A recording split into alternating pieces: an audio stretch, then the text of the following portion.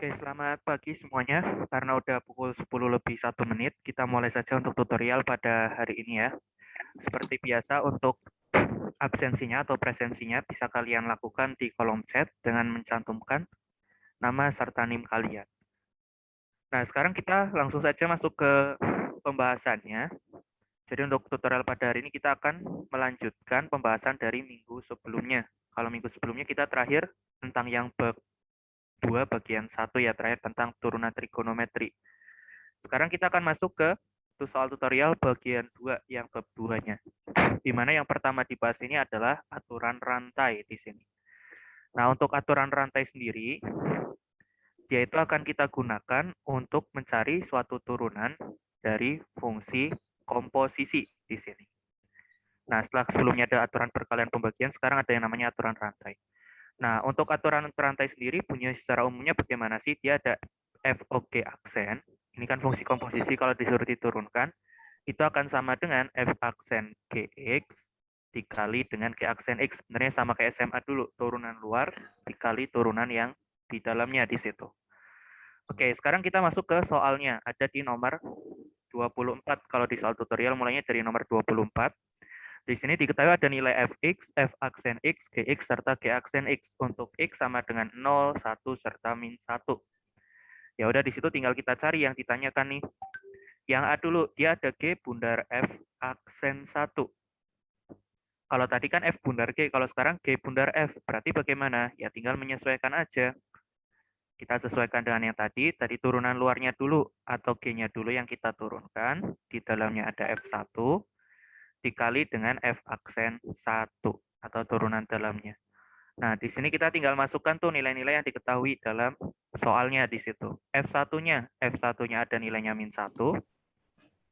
Terus f aksen 1-nya di situ nilainya ada 2. Kita masukkan.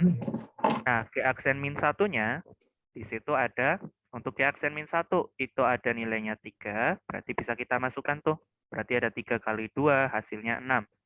Nah, ini jadi nilai turunannya dari si G bundar F aksen 1. Nah, sekarang kita ke yang B-nya. Yang B-nya di situ F bundar G. Berarti kalau F bundar G aksen bagaimana? Ya, sama kayak tadi, tinggal menyesuaikan turunan luarnya dulu. Berarti F-nya dulu yang kita turunkan dikali G0 dikali dengan G aksen 0 di situ. G0-nya di sini udah diketahui nih. Dia ada nilainya 1. Terus G aksen 0-nya nilainya 2. Ya udah tinggal nyari F aksen 1. Kalau F aksen 1, tadi nilainya ada 2, berarti 2 kali 2 sama dengan 4. Nanti untuk yang C dan D juga sama, tinggal menyesuaikan. Misalnya yang C nih, kalau C F bundar F tuh, kalau F bundar F bagaimana? Ya sama kayak tadi, tinggal menyesuaikan aja sih rumusnya. F bundar F aksen min 1, berarti turunan luarnya dulu, turunan dari F, di dalamnya F juga. Dikali turunan luarnya ada F aksen min 1. Sorry, turunan dalamnya, di situ kan F aksen min 1. Nah, ini tinggal kita masukkan nilainya kayak tadi. F min 1-nya, kalau F min 1-nya ada 0, F aksen min 1-nya di sini ada 3.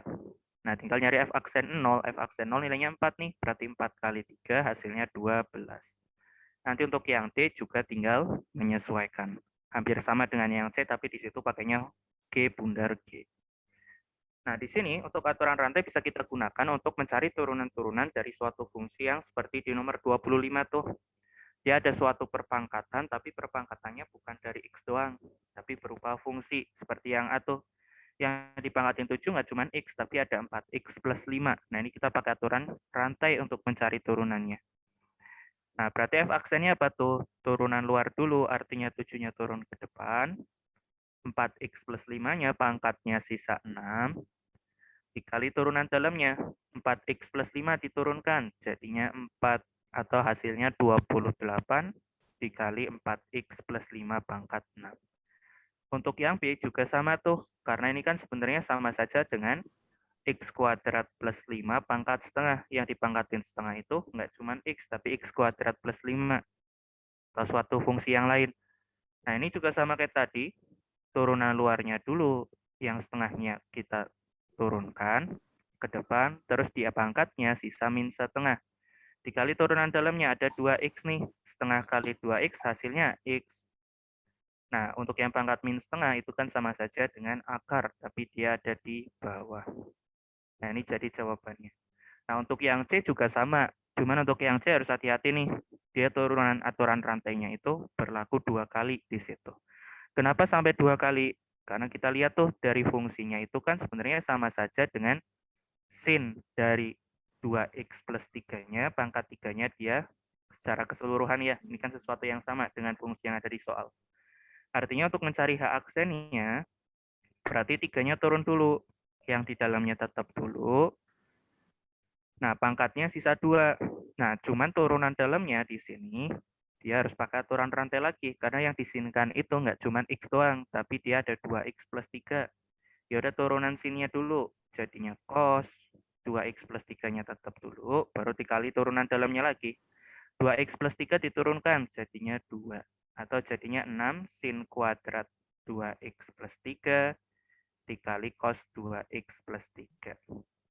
Nah, ini untuk yang nomor 25C. Kalau yang D juga sama, tinggal menyesuaikan aja di situ. Berarti tannya dulu diturunkan, jadinya sekant kuadrat, di dalamnya masih tetap, baru dikali turunan dalamnya pakai aturan pembagian di situ. Nah, untuk yang nomor 25, ini juga sama sebenarnya yang ditanya kayak tadi. Karena dy dx itu sebenarnya sama saja dengan y aksen di situ. Jadi yang simbolnya dy dx itu sebenarnya sama saja dengan simbol y aksen. Nah, dari fungsi-fungsi yang ada di bawah, yaudah tinggal diturunin biasa di situ. Misalkan kita coba yang A nih. Yang A di situ ada Y sama dengan X dikali dengan cos X kuadrat plus X. Ini kan ada pengali cosnya nih berupa fungsi juga. Berarti kita harus pakai aturan perkalian di situ. U-nya X, kalau yang V-nya di situ nanti ada cos X kuadrat plus X. U aksennya ada 1 karena X diturunkan di situ. Kalau V aksennya, nah ini harus pakai aturan rantai seperti tadi. Karena ada di situ cos, nggak cuma X doang yang di dalamnya. Ya udah berarti pakai aturan rantai tadi, cos diturunkan jadi min sin, dalamnya tetap dulu, dikali turunan dalamnya ada 2X plus 1. Tinggal kita masukkan ke dy dx-nya atau y aksennya. U aksen V, U aksennya 1, V-nya yang ada di sini. Berarti jadinya kalau U aksen V, jadinya cos X kuadrat plus X. Ditambah U V aksen. Punya ada X, V aksennya ada yang ada di sini. Ya udah kalau kita kalikan, jadinya nanti di situ minus, ya udah negatif kali positif hasilnya negatif. Kita ganti tanda aja langsung. Dari si X dikali 2X plus 1, jadinya nanti ada 2X kuadrat plus X dikali dengan sin X kuadrat plus X. Nah, ini jadi jawabannya. Untuk yang B juga sama. Tinggal menyesuaikan di situ. Karena di sini pembagian, berarti pakainya U per V. Kemungkinan nanti V aksennya pakai aturan rantai lagi. Karena di situ ada yang dipangkatin 4, tapi di luar. Nah, untuk nomor 27-nya, di sini soal terapannya dari aturan rantai tadi. Bisa digunakan untuk mencari persamaan garis singgung. Nah, nyari persamaan garis singgungnya bagaimana? Sama seperti yang di bahasan sebelumnya. Kalau mencari persamaan garis singgung itu kan sebenarnya sama saja dengan mencari persamaan garis lurus di situ. Dia ada Y min Y1 sama dengan M dikali X min X1. Y1 sama X1-nya udah ada, tinggal nyari M-nya, di mana kalau gradien garis singgung itu sama saja dengan F aksen X atau suatu dy dx di sini. Artinya kita cari gradiennya dulu dari fungsi Y yang diketahui di situ. Nah, kita coba cari di sini untuk nomor 27 tersebut. Nah, persamaan Y yang ada di situ itu kan sebenarnya sama saja dengan X kuadrat plus 1 pangkat min 3 ya, karena di situ jadi penyebut tuh, di atasnya ada 1 doang. Dia dimintanya di titik 1,1/8. Nah, tadi X1 Y1-nya udah ada, tinggal nyari M-nya. Nyari M-nya dari dy dx atau turunan pertamanya, karena gradien dari garis singgung. Nah, dari sini kita turunkan dulu tuh, min 3-nya turun. Pakai aturan rantai tadi, pangkatnya jadi min 4. Nah, dikali turunan dalamnya ada 2X, atau ini sama saja dengan min 6X per X kuadrat plus 1 pangkat 4. Nah, cuman kalau M itu kan harus angka, nggak cuman fungsi seperti ini. Berarti harus kita masukkan tuh X sama Y-nya. X-nya tadi 1, Y-nya 1/8. Nah, kebetulan cuma butuh X di sini. Ya udah tinggal kita hitung, hasilnya nanti ada min 6 per 2 pangkat 4. 2 pangkat 4 itu adalah 16. Atau jadinya nanti ada min 3 per 8. Udah dapat gradiennya, berarti tinggal kita masukin ke rumus tadi. Y min Y1 sama dengan M dikali dengan X min X1 di situ. X1-nya berapa? 1. Ya udah tinggal disederhanain, dirubah ke Y sama dengan itu. Sampai sini untuk aturan rantai, apakah ada yang mau ditanya?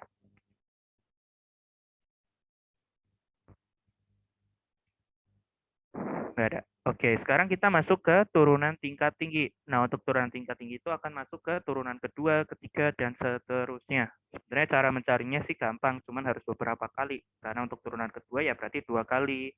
Ketiga berarti nyarinya nanti 3 kali, dan seterusnya. Nah, di sini kita masuk ke yang turunan tingkat tinggi tersebut di soal tutorial mulai nomor berapa sih? Untuk soal tutorialnya, untuk turunan tingkat tinggi mulai dari nomor 28. Di situ disuruh mencari turunan kedua. Ya udah, cara mencari turunannya bagaimana? Sama aja kayak biasa, cuman 2 kali. Nah, di sini saya contohkan yang A nih, misal. Kalau yang A mencari turunan keduanya bagaimana? Ya cari turunan pertamanya dulu. Di situ hasilnya ada 4x pangkat 3 dikurangi dengan 15x kuadrat. Baru cari turunan keduanya. Kalau kita turunkan lagi, jadinya 12x kuadrat dikurangi 30x di situ. Nah, ini jadi turunan keduanya. Nanti untuk yang B, C, D, sama E-nya juga sama. Tinggal turunkan 2 kali. Cara menurunkannya masih sama seperti menurunkan fungsi biasa. Kalau harus pakai aturan pembagian, ya pakai aturan pembagian. Kalau pakai aturan rantai, ya pakai aturan rantai. Tinggal menyesuaikan saja. Nah, sekarang untuk yang nomor 29-nya nih. Dia ada suatu fungsi fx. Disuruh menentukan suatu titik sehingga f double aksennya sama dengan 0. Ya udah, untuk mencari titiknya kita cari dulu aja solusi dari persamaan yang ada di sini. Artinya kita butuh f double aksen nih. Ya udah, dari fungsi yang kita punya di soal, kita cari f double aksennya dulu. Nah, tadi untuk mencari f double aksen, cari f aksennya dulu. Di situ ada 4x pangkat 3 dikurangi dengan 24x. Itu untuk turunan pertamanya. Nah, sekarang ke turunan keduanya. Kalau kita turunkan kedua kali, dia jadinya nanti ada 12x kuadrat dikurangi 24. Kita sama dengan 0, sesuai permintaan soal f double aksennya sama dengan 0. Kita cari solusi x-nya, nanti itu jadi nilai a-nya di situ. Nah, ini 12-nya bisa keluar nih. Kita ketemu seperti ini, di mana x kuadrat min 2 bisa difaktorin. X min akar 2 sama x plus akar 2. Nah, dapat dua buah nilai A nih, yaitu A sama dengan akar 2 sama B sama A sama dengan min akar 2, atau X sama dengan akar 2 dan X sama dengan min akar 2. Nah, tapi dia mintanya A, B, artinya harus X, Y nih. Berarti harus kita cari pasangan Y-nya masing-masing. Kalau X-nya akar 2, Y-nya berapa sih? Nah, berarti kalau Y-nya, Y itu kan sama dengan Fx, berarti kita tinggal masukin ke dalam Fx yang awal, si akar 2 tersebut. Nah, kalau kalian masukin ke sini, hasilnya nanti ada minus 22. Nah, untuk yang min akar 2, kebetulan sama hasilnya di situ. Ada min 22 juga. Artinya kita dapat dua buah titik, sehingga F double aksennya 0. Yaitu ada akar 2, min 22, serta ada min akar 2, min 22. Nah, ini jawaban untuk nomor 29. Dia ada dua buah titik. Sampai sini apakah ada yang mau ditanya? Belum ada. Oke, kalau belum ada kita lanjut ke nomor 30-nya. Di sini diketahui ada suatu fungsi Y. Kita disuruh mencari D kuadrat Y per X kuadrat ditambah 9Y. Nah, ini sebenarnya simbol apa sih? Tadi kan kalau misalkan dy dx itu sebenarnya sama saja dengan Y aksen. Kalau D kuadrat Y per dx kuadrat itu sebenarnya sama saja dengan Y double aksen di situ. Artinya untuk mencari solusi dari persamaan yang ada di sini yang disuruh dihitung tadi, kita butuh Y double aksennya. Ya udah, kita ambil dulu dari fungsi Y yang kita punya di soal di situ. Nah, di situ ada suatu Y yang sama dengan C1 cos 3X ditambah C2 sin 3X. Kita tadi disuruh mencari Y double aksen ditambah 9Y. Oke, kita cari Y double aksennya dulu. Y double aksennya apa sih? Kita cari Y aksennya dulu. C1 karena tadi dikasih tahu konstanta, berarti karena konstanta pengalih, tetap di sini. Cos 3X diturunkan. Jadinya min sin 3X, tapi dikali turunan dalamnya. Ada 3 juga.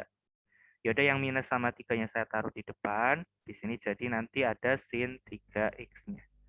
Yang belakang juga sama, jadinya nanti 3C2 cos 3X dari aturan rantai.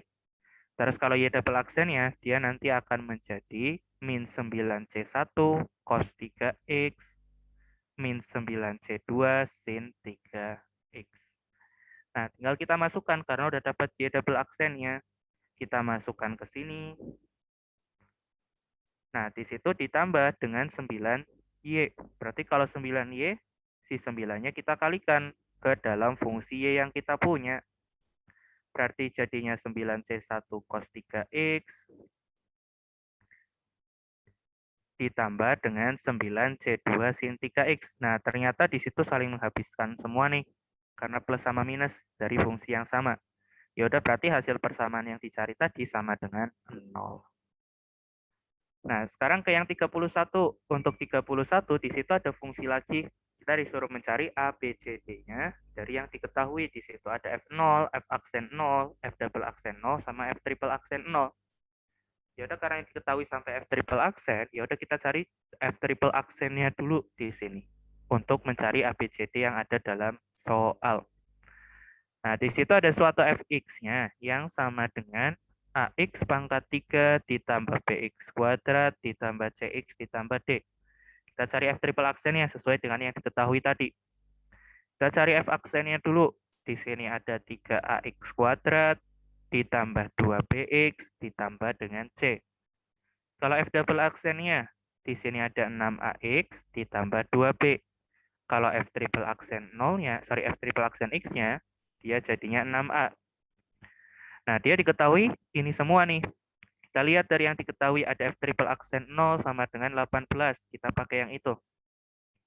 Berarti kalau F triple aksen 0, berarti X-nya dimasukin 0. Kalau X-nya dimasukin 0, berarti tetap 6A, karena di situ nggak ada X-nya.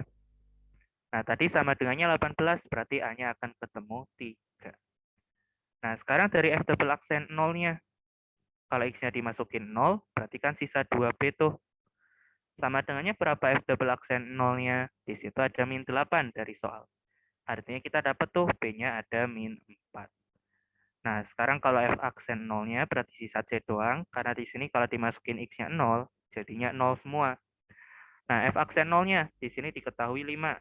Ya udah ketemu C-nya 5. Dan kalau yang dari F0-nya, dia sisa D doang. Karena yang di depan jadi 0 semua tuh. Berarti D-nya akan ketemu di situ yang diketahui ada min 7. Nah, ABCD-nya udah ketemu semua, yaudah itu jadi jawabannya. Sampai sini apakah ada yang mau ditanya? Belum ada. Pak, mau nanya Pak. Kenapa? Kalau misalkan yang tadi itu yang nomor 30 ya berarti. Kalau Iya. misalkan bedanya D kuadrat, misalkan itu dari diferensial itu, kalau misalkan D kuadrat berarti itu semua fungsi yang di depan D-nya itu yang dikuadratkan kan ya? Jadi Hah? kalau misalkan Gimana? Ini bukan D eh, kuadrat dan ini diturunkan 2 kali. Ini simbol oh Y double aksen. oh ya iya maksudnya jadi eh, notasi duanya itu berarti kalau misalkan ada fungsi lain selain Y. Oh enggak deh. Oh berarti sama aja sama aja. Oke. Oke, siap, siap, siap. Ya, ngerti, Pak. Ada yang mau bertanya lagi? Makasih, Pak. Sama-sama. Ada yang mau bertanya lagi? Belum ada. Oke, sekarang kita ke yang nomor 32. Nah, untuk 32 di sini ada suatu benda berada di sumbu X. Nah, pada saat T, dia itu dinyatakan dalam suatu fungsi XT di sini. Kita ditanya untuk yang A adalah kecepatan awal. Kemarin kecepatan itu apa sih? Kecepatan itu turunan pertama. Yaudah untuk mencari kecepatan awal, kita cari turunan pertamanya. Terus T-nya dimasukin 0 di situ. Nah, di sini ada XT-nya dulu kita tulis. Untuk XT-nya, di situ ada akar dari T kuadrat ditambah T. Lalu di situ, T kuadrat dikurangi T, terus ditambah dengan 4. Di sini. Nah, sekarang kita ke pertanyaan yang A, tadi kecepatan awal, cari X aksennya dulu. Ini kan sebenarnya sama saja dengan T kuadrat min T ditambah 4 pangkat setengah. Berarti kalau kita turunkan, mau nggak mau harus pakai aturan rantai. Dia ada setengahnya turun, T kuadrat min T plus 4-nya sisa pangkat min setengah, dikali turunan dalamnya ada 2T min 1. Nah, setengah kali 2T min 1 jadinya nanti ada T dikurangi setengah, dibagi dengan akar dari T kuadrat min T plus 4. Karena apa? Itu pangkatnya min setengah tuh. Nah, berarti kalau X aksen 0-nya atau kecepatan awalnya, T-nya tinggal masukin 0. Yang atas jadi min setengah, yang bawah jadi akar 4. Atau jadinya min 1/4 di situ. Karena akar 4 kan 2. Nah, artinya kecepatannya itu adalah 1/4 satuan per detik di situ, atau satuannya tergantung soal. Di sini karena nggak ada satuannya, ya berarti kita cukup dibilang kecepatannya itu adalah 1/4. Nah, minusnya melambangkan apa? Karena tadi bergerak di sumbu X, berarti kalau minus itu kan berkurang. Sumbu X itu bergerak kemana tuh kalau berkurang? Bergerak ke kiri. Berarti benda tersebut bergerak ke kiri dengan kecepatan 1/4. Karena di soal nggak ada satuannya, ya berarti cukup dinyatakan seperti itu aja. Nah, sekarang ke yang B. Kalau yang B ditanya kecepatan serta percepatan saat T-nya 1. Nah, berarti di sini kita nyari X double aksennya tuh. Kalau yang kecepatannya sih gampang, tinggal masukin 1 ya T-nya. Dia jadinya ke X aksen yang kita dapat tadi. 1 kurang setengah jadinya setengah. Yang bawah jadinya nanti akar 4 juga, jadinya nanti 1/4 juga. Tapi kalau yang sekarang bergeraknya ke arah kanan kecepatannya. Karena positif, X itu kan kalau bertambah itu ke arah kanan tuh. Nah, itu berarti kecepatannya 1/4 bergerak ke arah kanan. Nah, untuk percepatannya kita harus cari X double aksen. Karena kalau percepatan itu turunan kedua. Nah, kita cari X double aksen T-nya. Terlebih dahulu sebelum kita masukkan 1. Nah, dari sini berarti karena X aksennya berupa pecahan, mau nggak mau pakai aturan pembagian. Dengan U-nya yang T min setengah, kalau V-nya berarti si pembaginya ada T kuadrat min T plus 4. Dipangkatkan dengan setengah, itu kan pembaginya. Nah, U aksennya apa tuh? T jadinya 1, kalau min setengah habis. Kalau V aksennya, di sini ada setengahnya turun. T kuadrat min T plus 4, pangkatnya min setengah. Dikali turunan dalamnya ada 2T min 1. Atau tadi hasilnya sama saja dengan T min setengah per akar dari T kuadrat min T plus 4. Tinggal kita masukkan ke aturan pembagian. U aksen V, berarti ada 1 dikali dengan akar tadi, yaudah jadinya akar T kuadrat min T plus 4. Dikurangi U V aksen, punya ini, V aksennya ini, jadinya nanti ada T min 1, T min setengah kuadrat per akar itu semua. Itu kalau dikalikan si U dan V aksennya. Nah, dibagi dengan V kuadrat, karena V-nya berupa akar, kalau dikuadratin ya udah jadinya T kuadrat min T plus 4 di situ. Nah, sekarang itu yang atas bisa disamain penyebut tuh ke dalam akar T kuadrat min T plus 4. Nah, kalau kita samakan penyebut, yaitu nanti jadinya apa sih?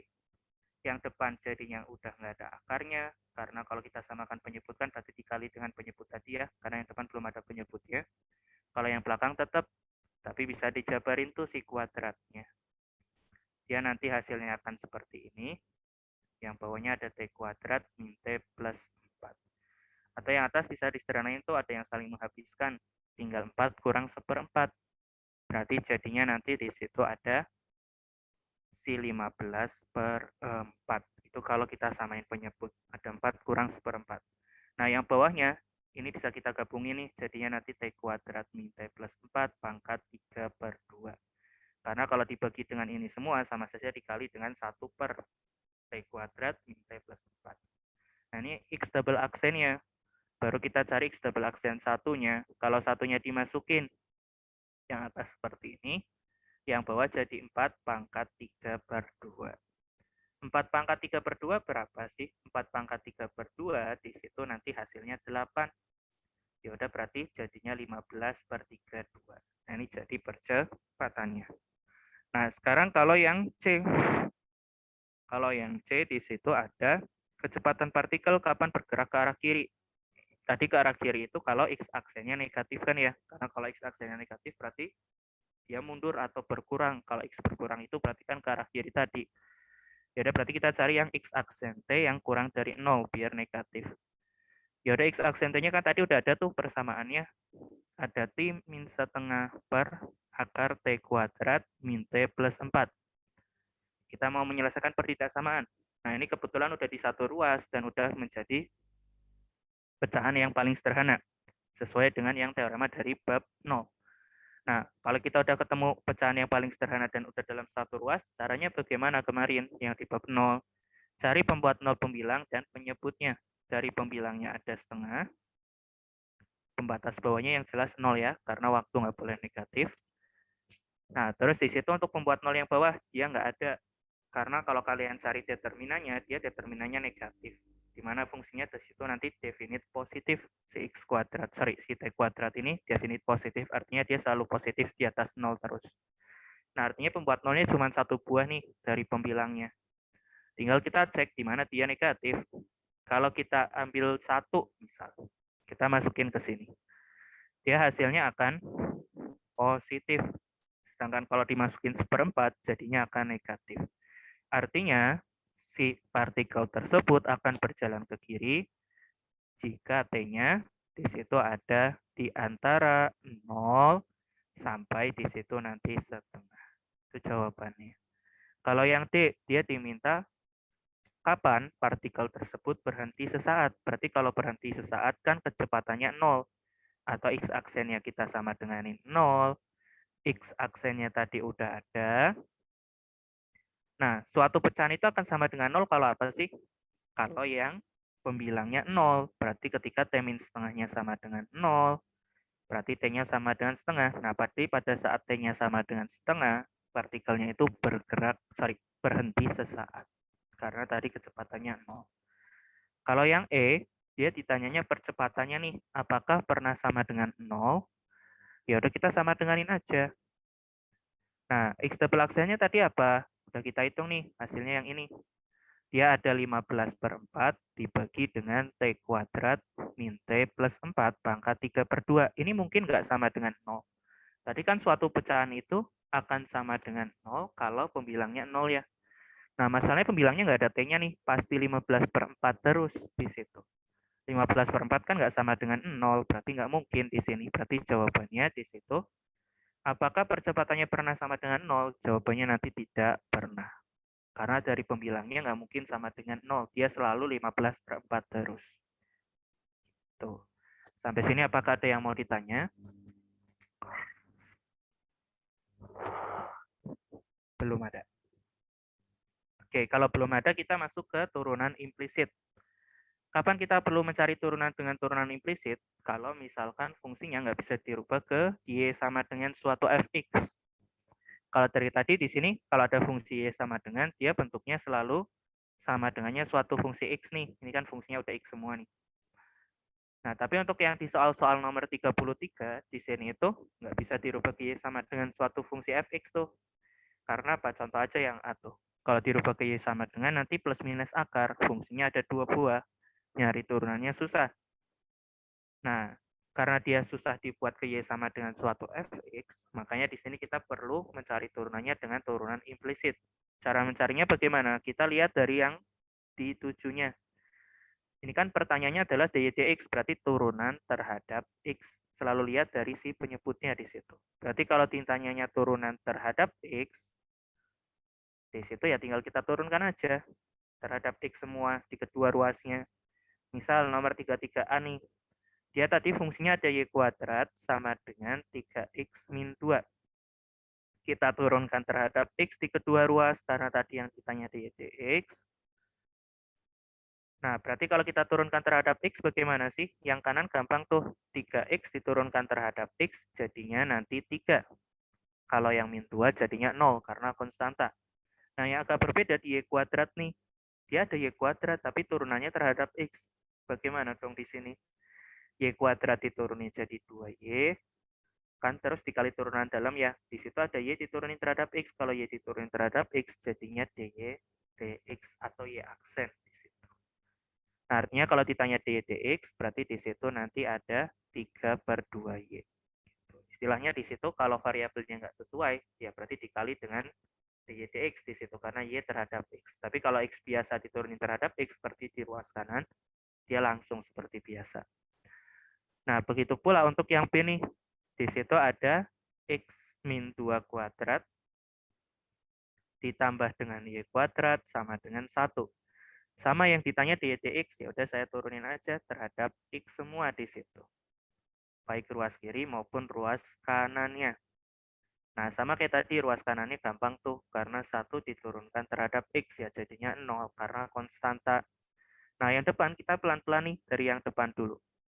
X min 2 kuadrat diturunkan, jadinya 2 dikali X min 2, dari turunan luarnya, dikali turunan dalamnya. Turunan dalamnya X diturun terhadap X, jadinya 1.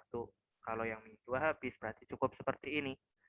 Nah, yang Y kuadratnya nih yang harus kayak tadi, karena jadinya 2y, cuman turunan dalamnya ada y aksen atau dy dx. Karena y diturunkan terhadap x di situ, bukan diturunkan terhadap y. Kalau diturunkannya terhadap y, baru jadinya nanti 2y aja di situ, karena turunan dalamnya nanti 1. Nah, sama seperti tadi, karena nyarinya dy dx, ya yang nggak punya dy dx, saya pindah ruas aja.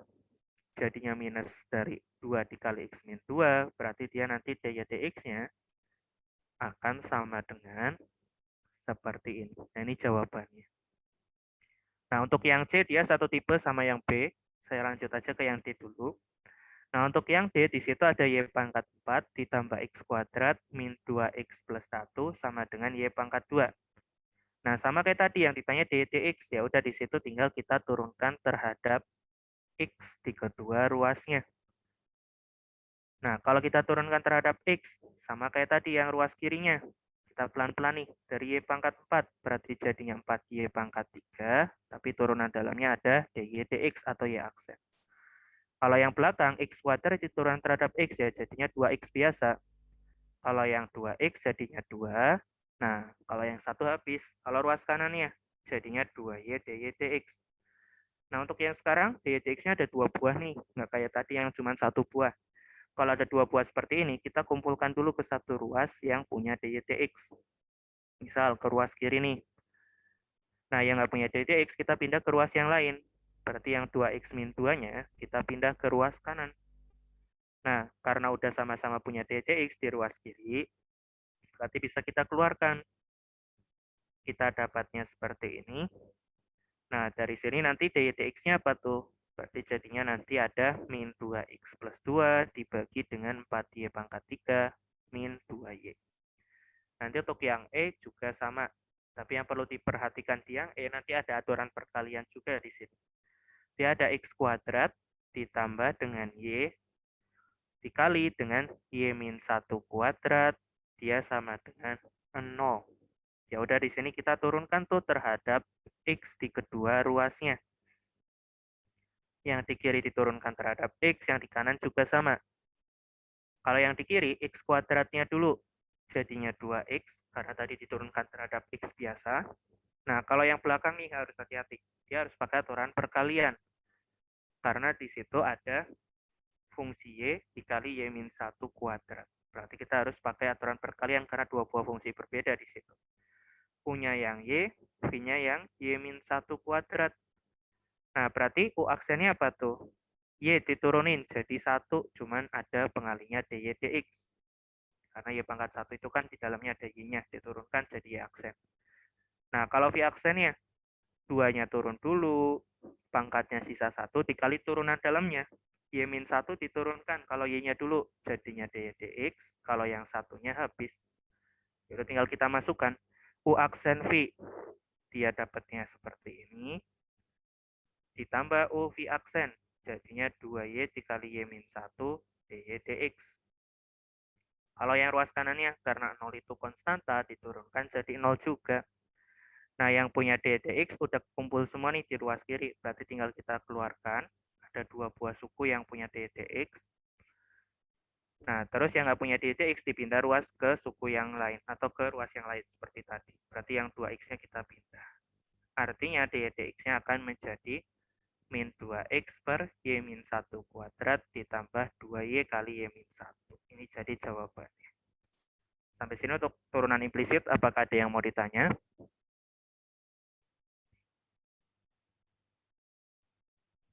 Nggak ada. Oke, kalau nggak ada kita lanjut ke yang nomor 34-nya. Nah, 34-nya di sini soal terapannya, yaitu untuk mencari persamaan garis singgung. Sebenarnya sama aja seperti yang di nomor tadi, yang nomor 27. Cuman bedanya untuk mencari gradiennya, di sini harus pakai turunan implisit.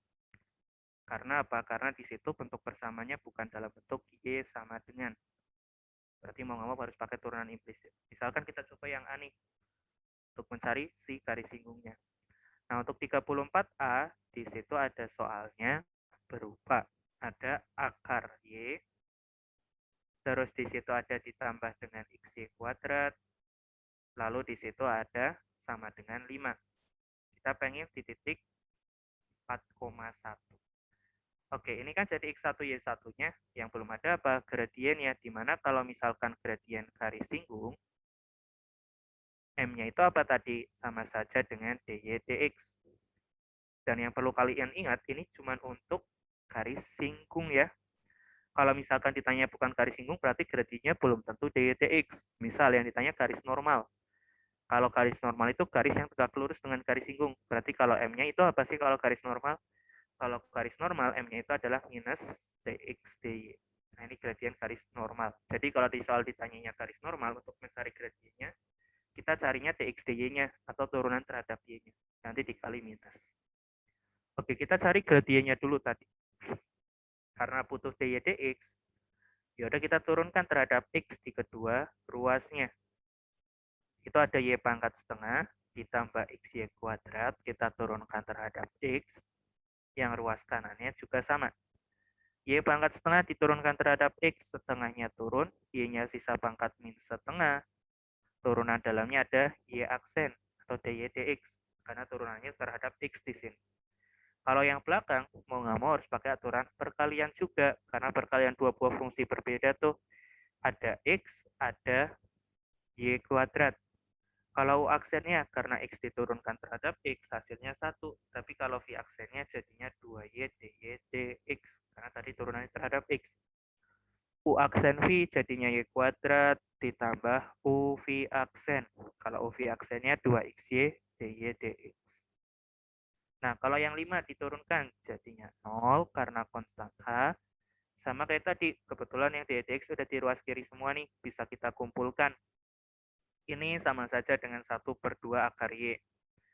Ditambah 2xy dari yang belakang. Nah, yang nggak punya dy dx, kita pindah ruas. Artinya dy dx-nya akan sama dengan min y kuadrat per 1/2 akar y ditambah 2xy. Nah, baru cari gradiennya tuh. Gradien itu kan nggak boleh fungsi ya, harus angka. Berarti dari hasil kita ini kita masukkan tuh x-nya 4, y-nya 1 dari soal tadi. Nah, y-nya tadi dimasukin 1, jadinya seperti ini. Nah, x-nya dimasukin 4. 2 dikali 4 dikali 1. Berarti di situ nanti jadinya ada 8.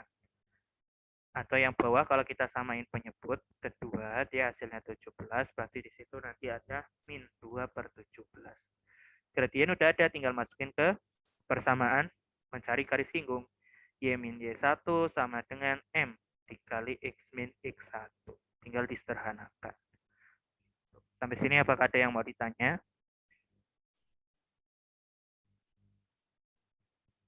Belum ada. Kak, saya mau bertanya, Kak. Boleh? Itu tadi untuk yang akar Y tambah XY kuadrat itu digabung ya, Kak? Itu jadi DY pangkat setengah tambah XY kuadrat per DX. Itu digabung Iya. maksudnya? Iya, kita turunkan ini semua terhadap X, yang ruas kanannya juga sama di situ. Oh iya, Tapi iya. kan kalau misalkan kita menurunkan penjumlahan, bisa kita turunkan masing-masing kan. Kalau ada aturan turunan penjumlahan kan bisa F aksen ditambah G aksen. Oke, baik, Kak. Terima kasih. Sama-sama. Ada yang mau ditanya lagi?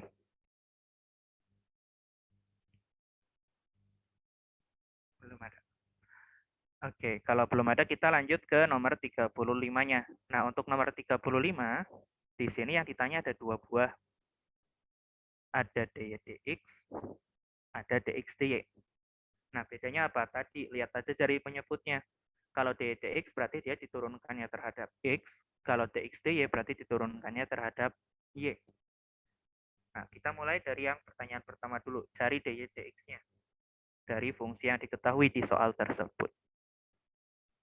Nah, di situ ada x pangkat 3 ditambah y kuadrat sama dengan 1. Kita cari si dy dx-nya di situ. Kalau dy dx-nya bagaimana? Ya udah kita turunkan aja terhadap x. Berarti di sini nanti yang x pangkat 3 plus y kuadrat kita turunkan terhadap x. Yang satu juga sama. Kayak tadi, ruas kiri dan ruas kanan sama-sama diturunkan terhadap x. Yang kiri kita pelan-pelan dari x pangkat 3-nya dulu. Diturunkan terhadap x. Jadinya 3x kuadrat. Kalau yang y kuadrat jadinya 2y tapi dikali dy dx. Karena tadi turunannya terhadap x. Kalau yang ruas kanan karena 1 itu kan konstanta, berarti hasilnya 0.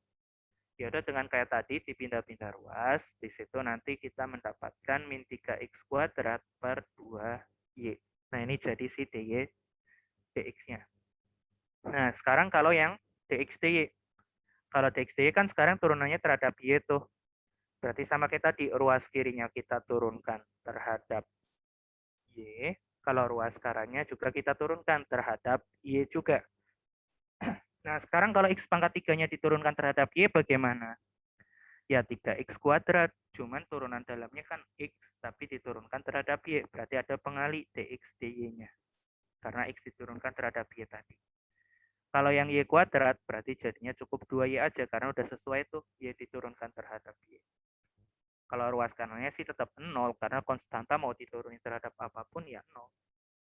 Sama kayak tadi, tinggal pindah-pindah ruas. Nah, di situ berarti nanti dx dy-nya akan sama dengan apa sih dx dy-nya? Berarti untuk dx dy-nya jadinya min 2y per 3x kuadrat. Nah, ini jadi jawabannya.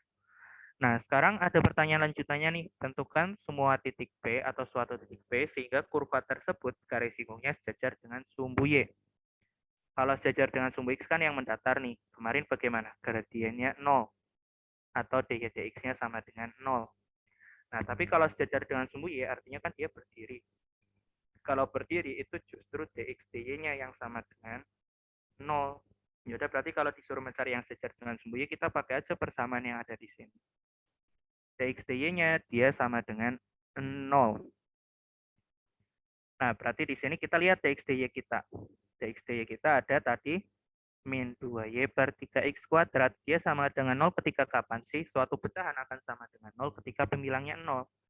Berarti min 2y-nya sama dengan 0, berarti y-nya ketika 0. Cuman karena titik kan harus nyari x-nya tuh. Karena harus x, y. Ya udah masukin aja ke persamaan awal kalau y-nya 0.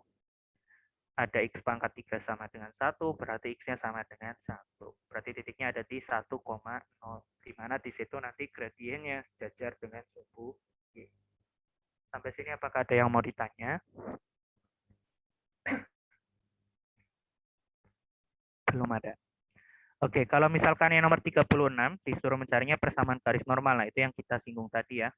Titiknya udah ada, ini jadi x1, y1. Berarti untuk mencari gradiennya cukup dicari minus dari dx dy. Berarti yang dicari itu nanti dx dy-nya atau turunan terhadap y. Nanti prosesnya sama seperti yang di nomor 34. Cuman diturunkannya terhadap y di situ.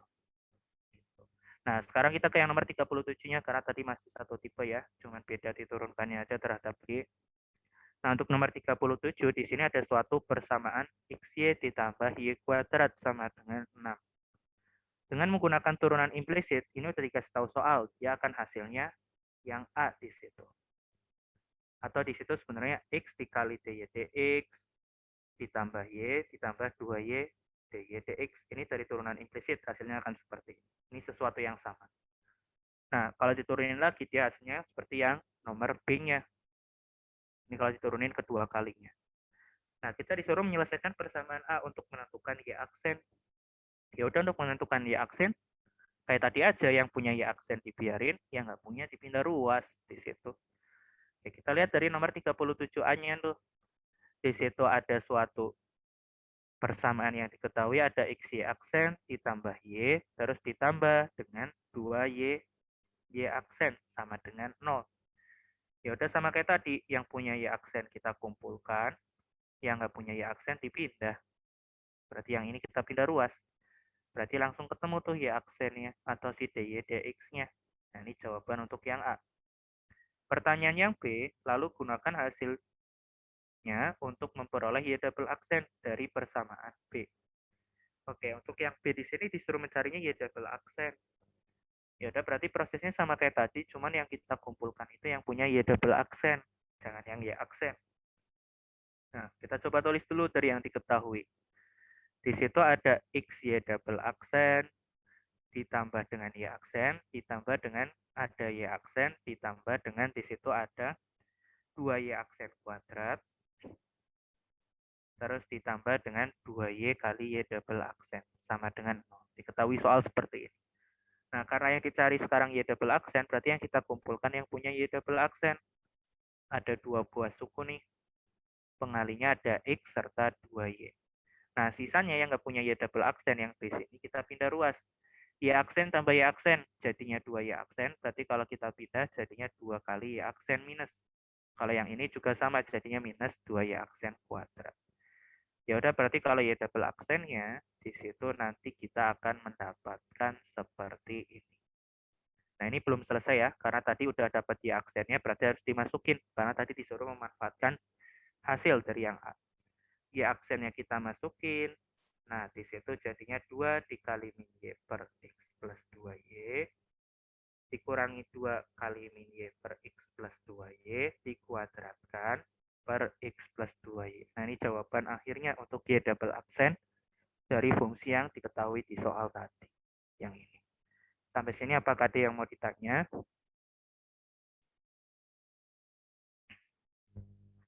Belum ada.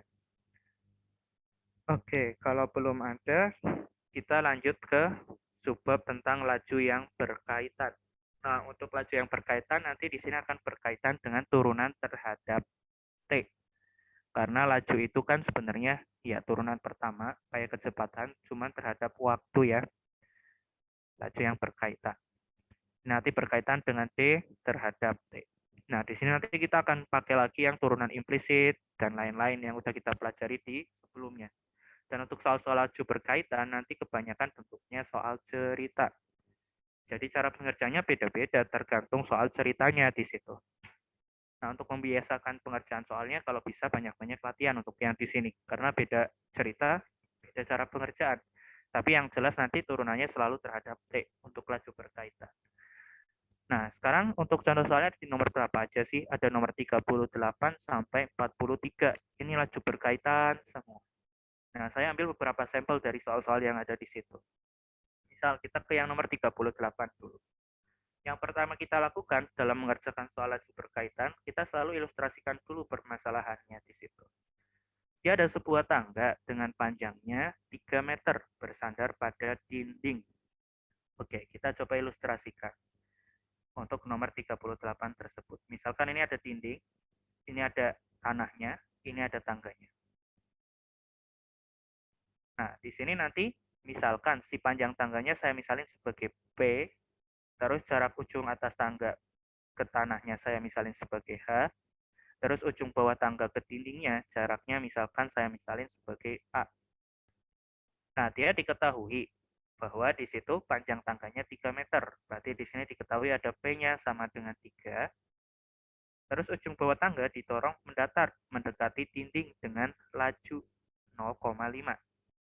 Berarti kan ini didorong tuh ke kiri, karena mendekati dinding. Dengan lajunya 0,5. Berarti sebenarnya 0,5 tersebut sebagai apa sih? Karena laju berarti turunan terhadap T dari apa sih? Panjang alasnya di situ. Atau panjang yang di bawah. Berarti itu sebenarnya DATT, karena laju perubahan dari si alas tersebut. Nah, DATT-nya sama dengan si 0,5, tapi di sini minus. Kenapa minus? Karena A-nya makin mengecil tuh kalau digesernya ke kiri. Kalau digesernya ke kanan, berarti simbolnya nanti plus 0,5.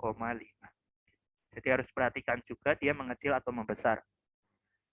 Nah, kita ditanya apa? Tentukan seberapa cepat ketinggian ujung atas tangga berubah. Berarti kecepatan perubahan ujung atas tangga. Berarti yang ditanya itu sebenarnya adalah DHDT. Karena kalau ujung atas tangga ke tanah itu kan jaraknya suatu H. Ditanya tadi perubahan H tersebut, berarti DHDT. Nah, jika di sini diketahui ketika ujung tangganya itu dengan dinding jaraknya 2 meter. Nah, ujung bawah tangga dengan dinding berarti yang A-nya yang sama dengan 2 meter. Nah, untuk yang diketahui semua ini, kita masukinnya nanti di akhir. Sebelum kita memasukkan itu semua, kita lihat hubungan antara beberapa variabel yang ada dalam ilustrasi tadi. Ada A, ada H, sama ada P. Hubungannya apa sih? Kalau kita lihat itu kan memenuhi suatu persamaan Pitagoras ya. Berarti A kuadrat tambah H kuadrat sama dengan P kuadrat. Nah, karena tadi berkaitan dengan turunan terhadap T semua, ya udah di sini kita turunkan terhadap T dari persamaan yang ada di sini. Nah, kalau kita turunkan terhadap T, dia hasilnya apa sih? A kuadrat jadi dikali DA dt. Karena tadi variabelnya nggak sesuai dengan T yang ada di bawah yang diturunkannya. Kalau yang H kuadrat berarti jadinya 2H DH dt. Kalau yang P kuadrat jadinya 2P dP dt. Nah, karena yang ditanya DH dt, berarti yang punya DH dt saya biarin, yang nggak punya dipindah ruas, kayak tadi. Nah, kalau kita pindah ruas, kita akan mendapatkan seperti ini. Artinya nanti DH dt-nya dia akan sama dengan 2P dP dt dikurangi 2A dA dt per di sini 2H. Nah, setelah dapat persamaan DH dt-nya, baru kita masukin yang diketahui tadi. T-nya di situ 3. dP dt-nya apa? Nggak ada ya diketahuinya ya. Cuman yang jelas panjang tangga itu kan nggak berubah-ubah, tetap 3 aja terus.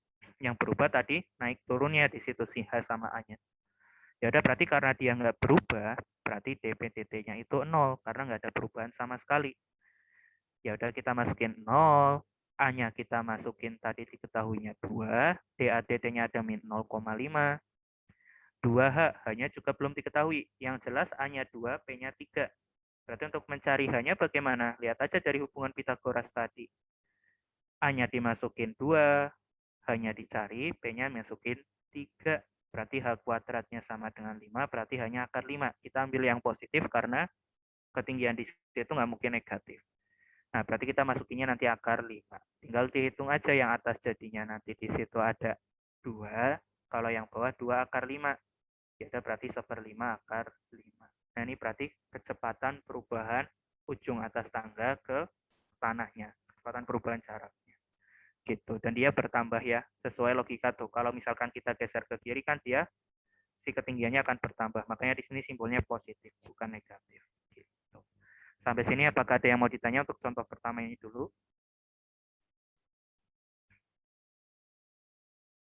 Belum ada.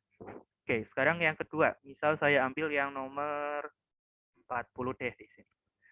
Dia ada suatu bola besi berjari-jari 5 meter, 5 cm, dilapisi dengan es dengan ketebalan seragam. Sama kayak tadi, kita ilustrasikan. Untuk nomor 40-nya. Ini ada suatu bola besi, ketebalannya 5. Ini tetap. Nah, dia ada dilapisi oleh suatu es dengan ketebalan seragam. Jadi ketebalannya saya misalin sebagai K gitu ya. Nah, dia dikasih tahu bahwa jika es tersebut mencair dengan laju lagi nih, 10 cm pangkat 3 per menit. Sebenarnya 10 cm pangkat 3 per menit itu sebagai apa sih? Karena laju berarti turunan terhadap T. Turunan terhadap T dari apa? Karena satuannya cm pangkat 3 berarti dari volume S-nya kan ya? Atau si dV dt-nya. Turunan terhadap T dari volumenya. Tadi 10 karena mencair kan berarti volume S-nya berkurang tuh. Berarti minus simbolnya. Nah, tadi harus diperhatikan dia bertambah atau berkurangnya untuk menentukan plus atau minusnya. Nah, tentukan seberapa cepat ketebalan es berkurang. Nah, berarti yang ditanya itu apa sih? Karena kecepatan ketebalan es yang berkurangnya berarti adalah dk dt. Karena ketebalan tadi kita simbolkan sebagai K. Di situ ketika ketebalannya 1 cm. Berarti di sini ketika K-nya sama dengan 1. Sama kayak tadi, kita cari hubungan dulu antara yang diketahui sama yang ditanyakan. Ada V, ada K. Hubungan antara V dan K itu apa sih? Tadi kan bentuknya bola tuh. Kalau volume bola itu apa sih? 4/3 pi R pangkat 3. Nah, R-nya di sini apa tuh? Kalau kita lihat dari ilustrasi kita, R-nya itu kan berarti 5 ditambah K. Karena dari jari-jari yang bola besinya ditambah ketebalan S-nya. Nah, udah ada nih hubungan antara V dan K-nya. Nah, tinggal kita turunkan secara implisit terhadap T semua di kedua buah ruasnya. Berarti V-nya kita turunkan terhadap T, ruas kanannya juga sama. Kita turunkan terhadap T. Nah, dari sini kita dapat apa tuh? V. Suatu variabel V doang nih, diturunkan. Ya, jadinya 1, cuman dikali dengan dV dt. Kalau yang kanan 4/3 pi-nya tetap karena pengalih konstanta, tinggal kita turunkan nih yang belakang. Jadinya ada 3, 5 plus K-nya sisa pangkat 2, dikali turunan dalamnya, 5 habis, K diturunkan terhadap T, jadinya dK dt. Sama kayak tadi yang ditanya dK dt, ya udah dK dt-nya dibiarin. Nah, sisanya kita pindah ke ruas. Di situ sisanya itu ada yang ini bisa kecoret, jadinya tinggal 4pi dikali 5 plus K kuadrat. Nah, tinggal kita masukkan yang diketahui dV dt-nya tadi ada min 10. Nah, kemudian untuk yang bawah hanya dimasukin 1, berarti 6 kuadrat atau dikali 36. Nah, ini jadi si laju atau kecepatan perubahan ketebalannya. Kalau kita lihat hasilnya negatif, kenapa negatif? Karena berkurang di situ. Kan kalau esnya mencair, ketebalannya pasti berkurang, sesuai dengan logika ya. Berarti jawabannya kemungkinan udah benar. Nah, sekarang kalau yang selanjutnya ada pertanyaannya nih. Ada pertanyaan lanjutannya lagi. Tentukan juga seberapa cepat luas permukaan bagian luar es berkurang. Nah, kalau kecepatan luas permukaan, berarti kita cari hubungannya dulu luas permukaan dengan yang diketahui. Kalau luas permukaannya itu apa sih? Luas permukaan dari suatu bola itu kan 4 pi r kuadrat. Nah, R-nya kita masukkan kayak tadi ada 5 plus K dikuadratkan, baru kita turunkan terhadap T, karena tadi ditanyanya kecepatan dari laju perubahan kecepatan dari si luas permukaannya berkurangnya itu berapa kecepatannya tadi. Ya, berarti turunan terhadap T lagi kayak tadi. Ini kita turunkan terhadap T semua. Nah, yang kiri jadinya ya dl dt. Nah, untuk yang kanan 4pi-nya tetap dikali turunan yang ini. Karena 4pi tadi pengalih konstanta. 2-nya turun, 5 plus K-nya sisa pangkat 1. Turunan dalamnya ada dK dt. Udah dl dt sama dengan ini, berarti tinggal kita masukkan. K-nya dimasukin 1. dK dt-nya tadi udah kita hitung. Kita masukin ke sini. Ada yang bisa disederhanain nggak tuh? Ada. Ini kecoret, ini kecoret. Ini tadi sisa 2. Ini juga kecoret sisa 6. Nah, 6-nya bisa kecoret sama 2-nya. Berarti tinggal min 10/3. Berarti si luas permukaannya akan berkurang dengan kecepatan 10/3 cm kuadrat per menit. Nah, untuk yang nomor 40, apakah ada yang mau ditanya? Belum ada. Oke, satu contoh lagi misalkan di sini kayak saya ambil yang nomor 41 deh di sini.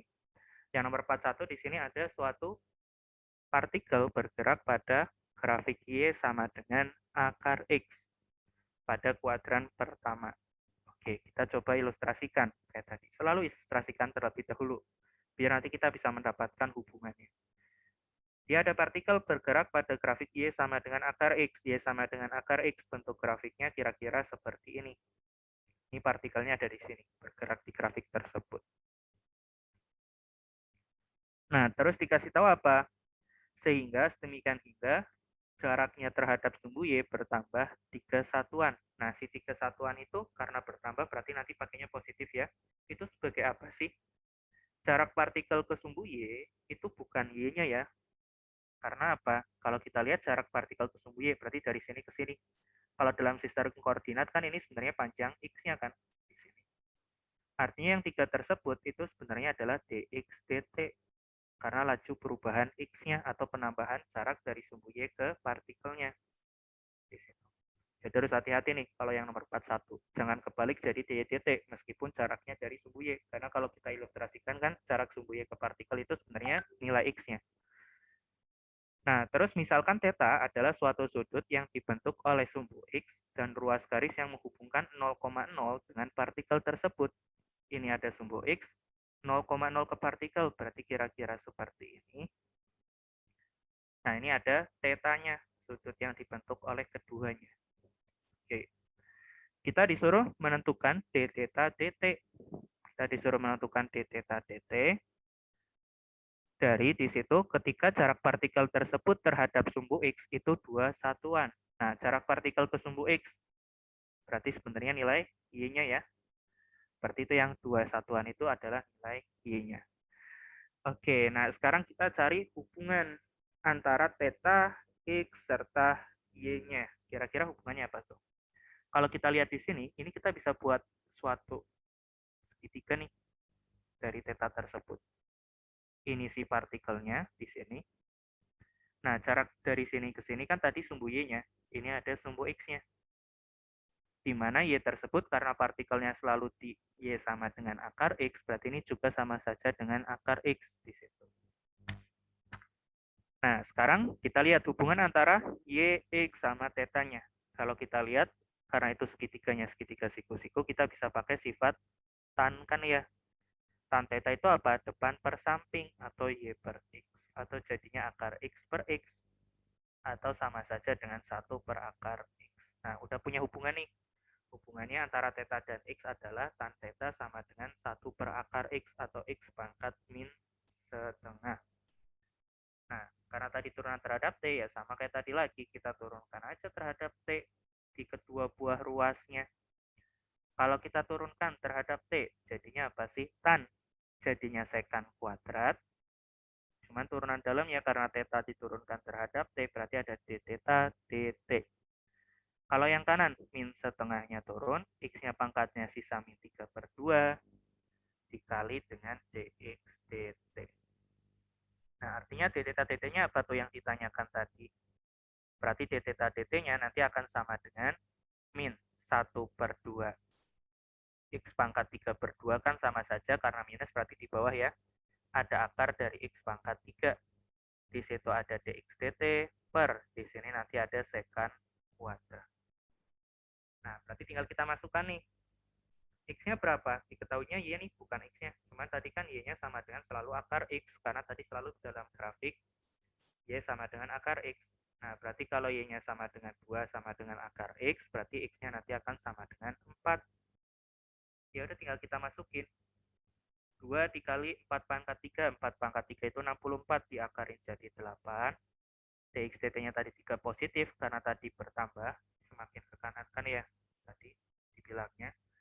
Nah, terus kalau misalkan sekan kuadrat tetanya, sekan kuadrat tetanya berapa? Nah, kita belum tahu nih. Tapi yang jelas tadi, X-nya itu ada 4, Y-nya ada 2. Kita cari tetanya. Nah, karena di situ sekan itu kan seperkos, kos itu samping per miring. Berarti kalau sekan miring per samping, miringnya berapa tuh? Ada akar dari 16 dikurangi dengan 4, atau jadinya akar 12 di situ. Ya udah, berarti di sini sisi miringnya atau si sekannya, sekan tadi miring per samping, berarti ada akar 12 per 4. Karena sekarang sekan kuadrat, berarti jadinya 12 per 16. Ini nanti kecoret, tinggal min 3 per 12, hasilnya nanti min 1/4. Berarti tetanya akan berkurang dengan laju 1/4. Seperti yang kita perkirakan tuh, kalau misalkan kita lihat, semakin sisinya ke kanan, berarti kan bergesernya semakin ke kanan ya, atau semakin partikelnya ke kanan, itu sudutnya akan makin kecil. Jadi sesuai dengan logika ya di situ, bahwa dia itu nanti sudutnya akan semakin mengecil dengan laju 1/4. Gitu. Sampai sini apakah ada yang mau ditanya? Kak, mau tanya, Boleh. untuk yang garis miringnya bukan akar 16 tambah 4 ya? Oh, sorry, iya akar 16 tambah 4. Berarti di situ salah ya. Harusnya di sini ada akar 20. Oke, sip. Makasih koreksinya. Berarti nanti di Ya, sini ada 12, sorry, bukan 12 ya, tapi 20. Oke, berarti di sini nanti ada akar 20. Nah, berarti di sini nanti ada 20 per 16. Berarti di situ nanti ada min 3 per 20. Oke, sip. Ada yang mau ditanya lagi?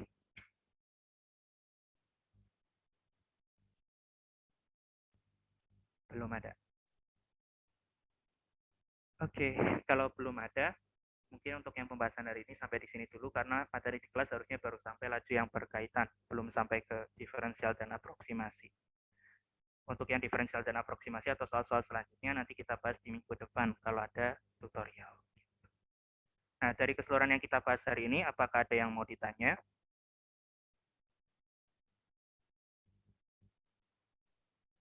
Dari saya belum ada, Pak.